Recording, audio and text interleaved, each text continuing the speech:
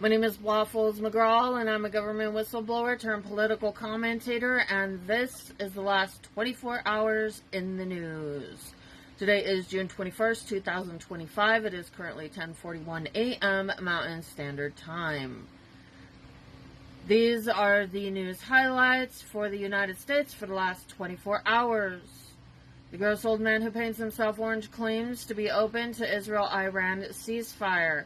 The gross old man who paints himself orange says he may support a ceasefire between Israel and Iran depending on the circumstances, following an intense week of airstrikes that have resulted in 639 deaths in Iran and 24 civilian deaths in Israel. He reiterated that Europe lacks influence on Iran, which prefers direct communication with the United States, and noted he'll decide on U.S. military involvement within 2 weeks, which is what he's been saying about everything. It'll be 2 weeks. Aflac faces data breach investigation. Health insurer Aflac announced a possible cybersecurity breach detected on June 12th involving its U.S. network. A sophisticated cybercrime group may have access to personal data, including social security numbers and health information for millions of customers. The company halted the intrusion quickly, brought in outside cybersecurity experts, and its stock dropped 1.3% pre-market. Mahmoud Khalil has been released from ICE detention. Columbia graduate Mahmoud Khalil, a pro-Palestinian activist detained by ICE in March, was released Friday after a judge ruled his immigration hold violated free speech protections. The ICE detention drew condemnation from civil rights advocates. Khalil said the gross old man who paints himself orange's administration is dehumanizing detainees. Judge blocks NSF research funding cuts. A federal court halted the National Science Foundation's plan to slash indirect cost reimbursements to universities, a move that would have cut $900 million annually from research programs at MIT, Johns Hopkins, and others. The judge ruled the cuts were arbitrary and capricious. Markets edge lower on Middle East tensions. Stocks closed down on Friday with the S&P 500 at minus 0.2%. NASDAQ at minus 0.5%, while the Dow rose plus 0.08%. Investors remain cautious ahead of Federal Reserve developments and heightened Israel-Iran conflict risks. Oil prices dipped just below $75 a barrel after spiking on concerns over regional stability. Now, if I'm correct, earlier in the week, last week, it was at $73 a barrel, so oil is going up. Supreme Court delays tariff case. The U.S. Supreme Court declined to expedite a legal challenge from Learning Resources, a toy company suing over the gross old man who paints himself orange's emergency tariff authority. Lower court rulings remain paused while the case works through the appeals process. Market summary. The S&P 500 via SPY closed at 594.28, down about 0.5%, as investors remained cautious amid Middle East tensions. Dow Jones via DIA fell to 421.76, dipping roughly 0.25%. NASDAQ via QQQ closed at 526.83, slipping around 0.4%, with tech stocks pulling back from recent gains. Geopolitical unease over the Israel-Iran conflict has kept markets under pressure. Oil prices remained elevated at $75 to $79 a barrel, reinforcing cautious sentiment across equities. Safe haven demand supported the U.S. dollar and Treasury yields, while equities absorbed minor losses. Looking ahead, watch for comments from the Fed, which may further influence short-term rate expectations. Ongoing Middle East developments will remain a key catalyst for market volatility. Monitor oil movements and shift in risk appetite, particularly across tech-heavy assets. Here are the most urgent hazardous weather threats across the United States right now that everyone should be aware of. Extreme heat warning that goes on and continues through today, the 21st.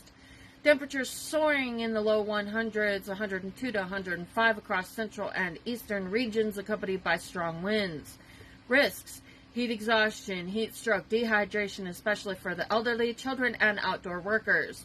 Precautions: stay indoors during peak heat, drink plenty of fluids, check vulnerable neighbors, avoid strenuous activities midday. Severe storm and strike risk Sunday and Monday.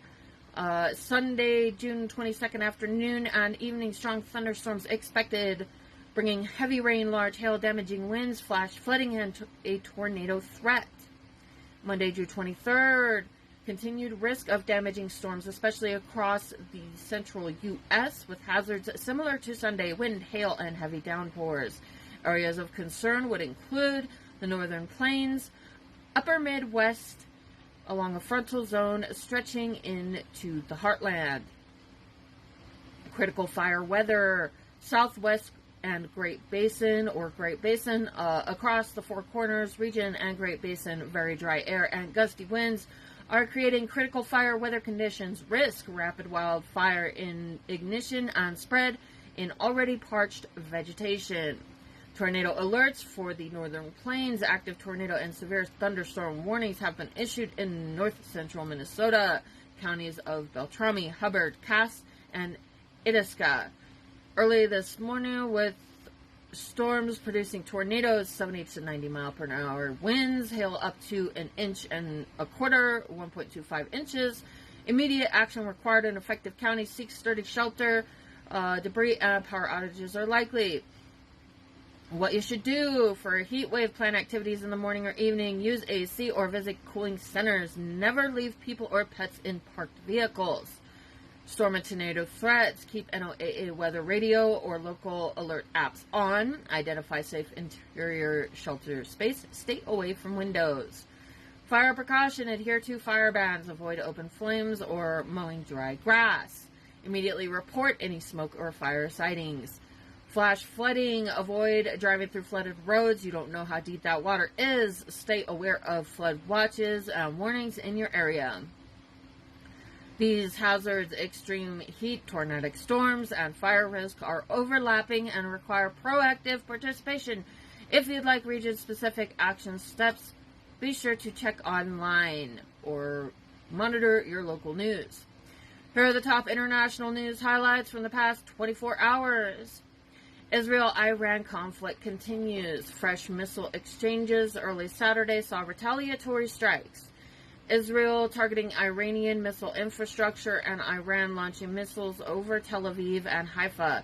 Israel also reportedly killed, I don't know if I'm going to say this right, Quds Force Commander Saeed Izzadi in a strike on Qom. This is being debated. Some people are saying that this is a false statement. Whether or not that is true, I don't know. People are claiming that there is not sufficient evidence that this was actually done. Diplomacy stalls. Iran remains unwilling to negotiate while under attack. Although European-led diplomatic efforts persist, Tehran insists talks will resume only after Israeli strikes cease. Market tensions amid conflict. Energy market in flux, with oil hovering around $75 to $79 a barrel. Investors are wary of broader Middle East involvement. A Reuters analysis cautioned that significant supply disruptions could push inflation sharply higher, negative 6% by year end.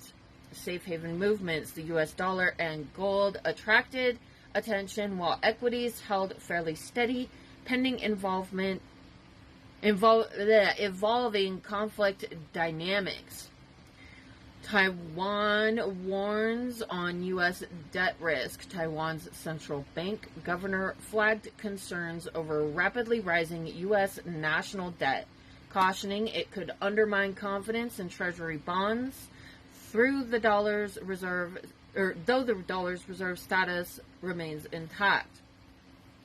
South Korea-U.S. trade dialogue. South Korea's chief trade negotiator Yao Han-ku will visit Washington June 22nd through 27th, aiming to advance negotiations on tariffs and technical issues despite macro challenges in the U.S.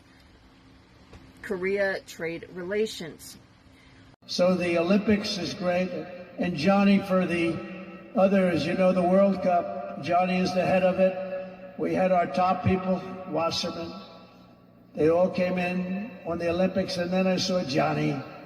And we got the World Cup, too. And, you know, it's only because they rigged the election that I'll be your president representing you there. You know, I got both of them. I got the Olympics, and I got the World Cup. And I said, you know, it's too bad. One was in 2026, and the other was in 2028. And I said, I won't be there. I won't be your president.